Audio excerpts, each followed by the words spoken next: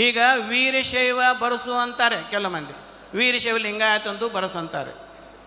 ಅದಕ್ಕೆ ನಾವು ವೀರಶೈವ ಅನ್ನೋದೇ ನಮಗೇನು ವಿರೋಧ ಇಲ್ಲ, ನಾವು ವೀರಶೈವದ ವಿರೋಧಿಗಳಲ್ಲ. ಆದರೆ ಲಿಂಗಾಯತರಾದರೂ ವೀರಶೈವ ಅಂತ ಯಾಕೆ ಬರೆಸಬಾರ್ದು, ವೀರಶೈವ ಲಿಂಗಾಯತ ಅಂತ ಯಾಕೆ ಬರೆಸಬಾರ್ದು, ಅದು ಮುಖ್ಯವಾದದ್ದೈತಿ. ಈಗ 20 ವರ್ಷದಿಂದ ನಮ್ಮ ಎಲ್ಲ ರಾಜ್ಯ ನಾಯಕರು ಲಿಂಗಾಯತ ನಾಯಕರು, ಇದು ಇತಿಹಾಸ. ಇದು ವೀರಶೈವ ಧರ್ಮವನ್ನು ಸ್ವತಂತ್ರ ಮಾಡಬೇಕು ಅಂದ್ರೆ ನಮ್ಮ ಜನಾಂಗ ಬದುಕ್ತೈತಿ ಮುಂದೆ, ಇಲ್ಲ ಅಂದ್ರೆ ಬದುಕಂಗಿಲ್ಲ ಅಂತ ಹೇಳ್ಕೊಂಡು ವೀರಶೈವ ಧರ್ಮವನ್ನು ವೀರಶೈವ ಧರ್ಮ ಅಂತ ಹೆಸರು ಬರೆದು ಸೆಂಟ್ರಲ್ ಗೌರ್ಮೆಂಟ್ ಮೈನಾರಿಟಿಗೆ ಕಳಿಸಿಕೊಟ್ರು. ಎಲ್ಲ ನಮ್ಮ ರಾಜಕೀಯ ಲೀಡರ್ಸ್ ಎಲ್ಲ ಅವ್ರಿಗೆ ಗೊತ್ತೈತಿ ಇದು ಸ್ವತಂತ್ರ ಆದ್ರೆ ನಮ್ಮ ಜನಾಂಗ ಬದುಕ್ತೈತೆ ಅಂತಂದು. ಆವಾಗ ಒಂದು ಸಲ ಕಳಿಸ್ಕೊಟ್ರು 20 ವರ್ಷದಿಂದ, ಎಲ್ಲರೂ ಸಹಿ ಮಾಡಿದ್ರು ಅದಕ್ಕೆ. ಆವಾಗ ವೀರಶೈವ ಧರ್ಮ ಅಂತ ಸ್ವತಂತ್ರ ಮಾಡಿರಿ ಅಂತ ಕಳಿಸಿದಾಗ ನಾವು ಯಾರು ಲಿಂಗಾಯತ ಅಂತ ಬರ್ರಿ ಅಂತ ಯಾರೂ ಹೇಳಲಿಲ್ಲ, ಹೇಳೋ ಅವಶ್ಯಕತೆ ಇದ್ದಿದ್ದಿಲ್ಲ. ಹೆಂಗಾರ ಒಂದು ಧರ್ಮ ಆಗಲಿಪ್ಪ ಸ್ವತಂತ್ರ ಹಾಕಿ ಕೈ ಬಿಟ್ಬಿಡ್ರಿ ಅಂತಂದ್ರೆ. ಮುಂದೆ ಮೈನಾರಿಟಿ ಡಿಪಾರ್ಟ್ಮೆಂಟಿಂದ ಸೆಂಟ್ರಲ್ ಗೌರ್ಮೆಂಟ್ ಮೈನಾರಿಟಿ ಡಿಪಾರ್ಟ್ಮೆಂಟಿಂದ ಏನು ಬಂತು, ವೀರಶೈವ ಇದು ಸ್ವತಂತ್ರ ಧರ್ಮದ ಮಾನ್ಯತೆಗೆ ಅರ್ಹತೆಯನ್ನು ಪಡೆದಿಲ್ಲ. ಯಾಕಂತಂದ್ರೆ ವೀರಶೈವ ಇದು ಹಿಂದೂ ಧರ್ಮದ ಶೈವ ಶಾಖೆ ಒಂದು ಉಪಶಾಖೆ, ತಿಳ್ಕೊಡ್ರಿ. ಹಿಂದೂ ಧರ್ಮ ಅನ್ನೋದು ಒಂದು, ಅದರಲ್ಲಿ 3 ಭಾಗ ಆಕ್ಕವು. ಒಂದು ಶಾಕ್ತ ಅಂತ ಆಕತಿ, ಶಾಕ್ತಾದರು ದೇವಿ ಆರಾಧಕರು. ಒಂದು ವೈಷ್ಣವರು, ಅವರು ವಿಷ್ಣು ಆರಾಧಕರು. ಮುಂದೆ ಶೈವರು ಶಿವನ ಆರಾಧಕರು. ಆತ 3 ಭಾಗ ಅದು. ಈ ಒಂದೊಂದು ಭಾಗದಲ್ಲಿ ಈ ಶಾಕ್ತರ ಅಂತ ಹೇಳಿದ್ನಲ್ಲ, ಆ ಶಾಕ್ತರಲ್ಲಿ 9 ನವಶಕ್ತಿ ಪೀಠಗಳು ತಯಾರದು ಇಡೀ ಭಾರತ ದೇಶ ತುಂಬ. ವೈಷ್ಣವರಲ್ಲಿ 3 ಭಾಗ ಅದು, ಒಂದು ವೀರ ವೈಷ್ಣವ, ಒಂದು ವಲ್ಲಭ ಪಂಥ, ಒಂದು ಚೈತನ್ಯ ಪಂಥ. ಹಿಂಗೆ ವೈಷ್ಣವರಲ್ಲಿ 3 ಭಾಗ ಅದು. ಮುಂದೆ ಶೈವರಲ್ಲಿ 7 ಶೈವಗಳದು, 7 ಭಾಗ ಅದು. ಒಂದು ಕಾಳಮುಖ ಶೈವ, ಪಾಶುಪತ ಶೈವ, ಲಕುಲುಷ ಶೈವ, ಕಾಶ್ಮೀರಿ ಶೈವ, ಶುದ್ಧ ಶೈವ, ವೀರಶೈವ. ಇನ್ನೂ ಒಂದು ಭಾಗ ಐತಿ, 7 ಭಾಗಗಳದು. ಆ ಶೈವದಲ್ಲಿ 7 ಶಾಖೆಗಳಲ್ಲಿ ವೀರಶೈವನು ಒಂದು ಉಪಶಾಖೆ. ಅದಕ್ಕಾಗಿ ಇದು ಸ್ವತಂತ್ರ ಧರ್ಮದ ಮಾನ್ಯತೆಗೆ ಅರ್ಹತೆ ಪಡೆದಿಲ್ಲ ಅಂತ ಶರ ಬರೆದು ವಾಪಸ್ ಅದನ್ನ ಇಲ್ಲಿ ಕಳಿಸಿದ್ರು. ಅಲ್ಲಿಗೆ ನಮ್ಮ ಬಾಗಿಲು ಬಂದಾತು. ಮತ್ತು ರಾಜ್ಯ ನಾಯಕರು ಸೇರಿದರು. ಸೇರಿ ಏನಾರು ಮಾಡಿದರೆ ಲಿಂಗಾಯತ ಧರ್ಮ ಇದನ್ನು ವೀರಶೈವ ಧರ್ಮ ಸ್ವತಂತ್ರ ಮಾಡಬೇಕು ಅಂತ ಮತ್ತೆ ಪ್ರಯತ್ನ ಮಾಡಿದರು.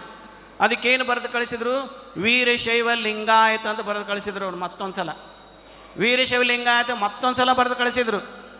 ಅದಾಗೂ ಕೂಡ 2ನೇ ಸಲ ಹೋದಾಗೂ ಕೂಡ ವೀರಶೈವ ಮೊದಲಿತ್ತಲ್ಲ, ಅದಕ್ಕೆ ಇದು ಶೈವ ಧರ್ಮದ ಉಪಶಾಖೆ ಐತಿ, ಅದಕ್ಕೆ ಇದನ್ನು ಸ್ವತಂತ್ರ ಮಾಡೋಕ್ಕೆ ಬರಂಗಿಲ್ಲ ಅಂತ ಹೇಳ್ಕೊಂಡು ಮತ್ತನ್ನು ಬರೆದು ಕಳಿಸಿದರು.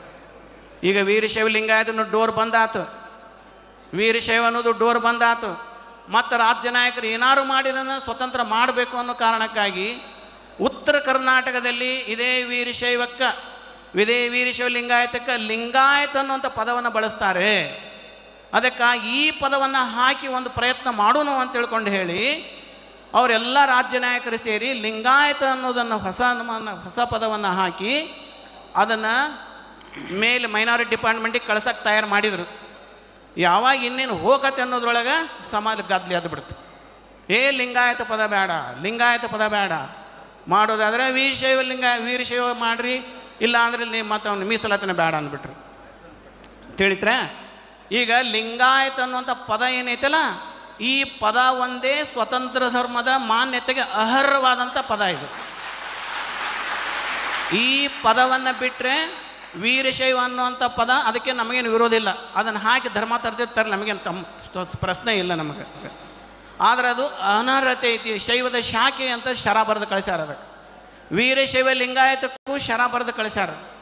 ಮತ್ತು ಕೊನೆ ತುಳಿದೇನಪ್ಪ, ಲಿಂಗಾಯತ ಪದ ಇದು ಒಂದ ಪದ ಏನೈತಲ್ಲ, ಇದು ಸ್ವತಂತ್ರ ಧರ್ಮದ ಮಾನ್ಯತೆಗೆ ಅರ್ಹತೆಯನ್ನು ಪಡೆದಂಥ ಒಂದು ಪದ. ಅದಕ್ಕಾಗಿ ಈ ಪದವನ್ನು ಹಾಕಿ ಈ ಪದವನ್ನು ನಾವು ಉಳಿಸ್ಕೊಂಡು ಹೋಗಬೇಕು. ಅದಕ್ಕಾಗಿ ನಾವು ವೀರಶೈವ ಲಿಂಗಾಯತ ಬರೆಯೋದು ಬೇಡ, ವೀರಶೈವ ಬರೆಯೋದು ಬೇಡ, ಲಿಂಗಾಯತನ ಬರ್ಕೊತ ಹೋಗೋನು. ಯಾಕಂದರೆ ಸ್ವತಂತ್ರ ಧರ್ಮ ಆತಂತಂದರೆ ನಮ್ಮ ಮಕ್ಕಳಿಗೆ ಅನಂತ ಸವಲತ್ತುಗಳಿದಾವೆ. ನಿಮಗೆ ಒಂದೇ ಹೇಳ್ತೇನೆ, ನಿಮಗೆ ಭಾಳ ಹೇಳಂಗಿಲ್ಲ, ಟೈಮ್ ಇಲ್ಲಿಲ್ಲ, ನಮ್ಮ ಅಪ್ಪಗಳು ಟೈಮ್ ಇಲ್ಲ ಅಂತಾರೆ. ನಿಮಗೆ ತಿಳಿಲಿ ಅಂತ ಒಂದೇ ಹೇಳ್ತೀನಿ ಇಂಥವು 1000 ಅದಾವು. ಒಂದೇ ಹೇಳ್ತೇನೆ. ಈಗ UPSC ಒಳಗೆ ವರ್ಷಕ್ಕೆ 1000 IAS ಕರೀತಾರೆ. ಗೊತ್ತೈತೆ ನಿಮಗೆಲ್ಲರಿಗೆಲ್ಲ, ಭಾಳ ನಾಲೆಜ್ ಐತೆ ನಿಮಗೆಲ್ಲ. 1000 ಪೋಸ್ಟ್ ಕರೀತಾರೆ. ಆ 1000 ಪೋಸ್ಟ್ ಕರೆದ್ರೆ ಇಡೀ ಕರ್ನಾಟಕದಿಂದ ಮಹಾರಾಷ್ಟ್ರದಿಂದ ಒಬ್ಬ ಲಿಂಗಾಯತ್ IAS ಪಾಸ್ ಆಗ್ರೆ ಒದ್ದಾಡಿ ಹೋಗ್ತಾರೆ. ಒಬ್ಬರು ಪಾಸ್ ಆದ್ರೆ ಒದ್ದಾಡಿ, ಭಾಳ ಅಂದ್ರೆ ಇಬ್ಬರು ಪಾಸ್ ಆಗಿರ್ತಾರೆ. ಅದಕ್ಕಿಂತಲೇ ಹೆಚ್ಚಿಗೆ ಪಾಸ್ ಆಗಂಗಿಲ್ಲ IAS. ಮತ್ತು ಉಳಿದ ಕೆಲವು ಮಂದಿ ನೂರಾರು ಮಂದಿ ಲಿಂಗಾಯತರು ಕುಂತಿರ್ತಾರೆ. ಅವರೆಲ್ಲ ಎದ್ರಾಗ ಹೋಗ್ತಾರೆ ಗೊತ್ತೇನು? ಅರ್ಧ ಮಾರ್ಕಸ್ಸು, 1 ಮಾರ್ಕಸ್ಸು, 2 ಮಾರ್ಕಸ್ನಾಗ ಸುಮಾರು 15ರಿಂದ 20 ಜನ ಹುಡುಗರು ಫೇಲ್ ಆಕಾರ, ಲಿಂಗಾಯತ ಹುಡುಗರು ಫೇಲ್ ಆಕಾರ. ಈ ಒಂದು 1000 ಪೋಸ್ಟಿಗೆ ಮೈನಾರಿಟಿ ಒಳಗಾದ್ರೆ 180 ಪೋಸ್ಟ್ ಮೈನಾರಿಟಿ ಒಳಗದಾವೆ. 1000 ಪೋಸ್ಟಿಗೆ 180 ಅದಾವು. ಇದು ನಮ್ಮ ಧರ್ಮ ಏನಾದರೂ ಸ್ವತಂತ್ರ ಆತಂದ್ರೆ ಆ 180 ಪೋಸ್ಟಿನೊಳಗೆ ನಮ್ಮ ಲಿಂಗಾಯತರು ಕಾಂಪಿಟೇಷನ್ ಮಾಡ್ತಾರೆ. ಅವಾಗ 1 ಮಾರ್ಕಸ್ಸು, 2 ಮಾರ್ಕಸ್ಸು, ಅರ್ಧ ಮಾರ್ಕಸ್ನೇನು ಹೊಕ್ಕಿರ್ತಾರೆ ಮೆರಿಟೋರಿಯಸ್ ಹುಡುಗರು, ಅವರಿಗೆಲ್ಲ ಪಾಸಾಗಿ ಹೋಗ್ಬಿಡ್ತಾರೆ. ಅವ್ರು ಆವಾಗ ಸುಮಾರು ನಮಗೆ 50ರಿಂದ 60 ಹುಡುಗರು IAS ಹಾಕೋರು ವರ್ಷಕ್ಕೆ. ಅಷ್ಟು ಇಂಟೆಲಿಜೆಂಟ್ ಅದ್ರ ಲಿಂಗಾಯತ ಹುಡುಗರು, ಭಾಳ ಚೆನ್ನಾಗಿ ಓದ್ತಾರೆ. ಈಗ ಇದು ನಾವು ಒಂದು ಡಿಪಾರ್ಟ್ಮೆಂಟ್ ಹೇಳೇನ, ಇದನ್ನು ಇಂಥವು ಸಾವಿರಾರು ನೀವು ಅಷ್ಟು ಅನಂತ ಸವಲತ್ತುಗಳದ ಇವತ್ತು. ಅದಕ್ಕೆ ಈ ಲಿಂಗಾಯತ ಪದವನ್ನು ಉಳಿಸ್ಕೊಂಡು ಹೋದ್ವಿ ಅಂತಂದ್ರೆ